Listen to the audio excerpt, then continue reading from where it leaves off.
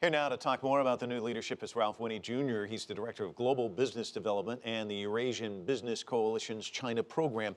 Let me start with bilateral relations. Sure. See, here in the United States, we all have this saying, what's in it for me? So when we look across and see China and this new leadership team, the question inevitably becomes, is it going to have much of an impact when it comes to bilateral relations? Your thoughts on that? Well, I think it's very important because outgoing President Hu Jintao and Xi Jinping have all talked about a new type of major power relationship to reflect sentiment that's growing in both China and the U.S., that both China and the U.S. are significant competitors and they're going to be in competition for years to come.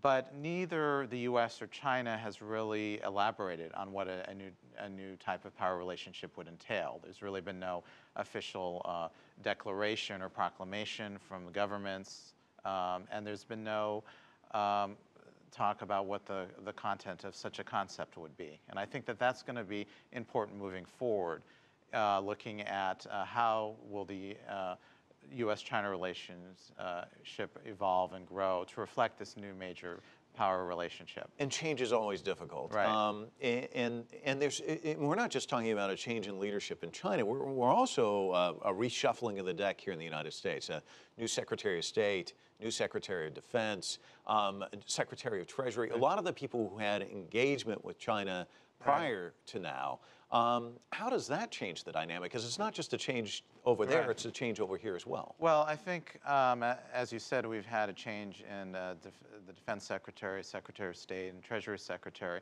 And the new people that have taken over these positions have the experience and the commitment to further U.S.-China relations in a positive manner. And that's key. You have to have people that know and understand how to engage China. And vice versa on the Chinese side. Members of the Standing Committee of the Politburo have lived abroad and they've had experience dealing with the United States. And I think one of the key issues now is we've gotten through succession, we've gotten through electoral politics, and that's really great for bilateral relations between the U.S. and China because now major decisions can be made without the threat of domestic considerations playing a key role. Well, let's talk a little bit about that because so much of what's said is not just a message from me to you. It's a message you play to certain audiences. You play to the domestic audience. We're hearing a lot here in the United States about cybersecurity, intellectual property. A lot of these issues is kind of this steady drumbeat. Are those real stumbling blocks, or are those kind of issues that where these two leaders can sit down and kind of work through it pretty quickly? Well, I think on the issue of cybersecurity, I agree with what John Frisby, the president of the U.S. China organization, has said, that it's up to the U.S. and China governments to work the situation out. And it's important to have a bilateral meeting just to focus on the issue of cybersecurity because it has the potential to threaten a constructive trade relationship between U.S. and China. Because at the end of the day, it costs everyone money if companies are unwilling to go into China because they're afraid of cybersecurity or afraid of their intellectual property being taken. Ralph, let me ask you this. One of the things that people were talking about is this new leadership team trying to address issues within the country, the environment, corruption. They've got a middle class that's growing, that's making demands. If focus is inward, what kind of impact will that have with the people that you work with who want to engage China?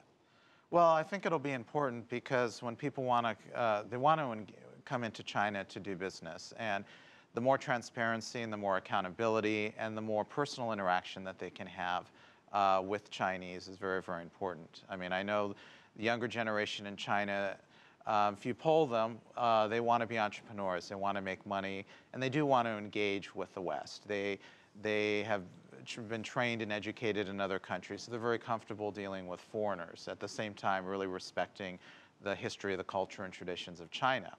And to do effective business in China, you have to understand how the Chinese do business. You have to be willing to understand their culture and to be able to develop that personal relationship, which is so important, and then the contract really flows from that. Well, that's definitely key. Ralph Winnie Jr., thank you so much for joining us here this morning in Washington on this momentous day. We're going to send it back to Beijing now.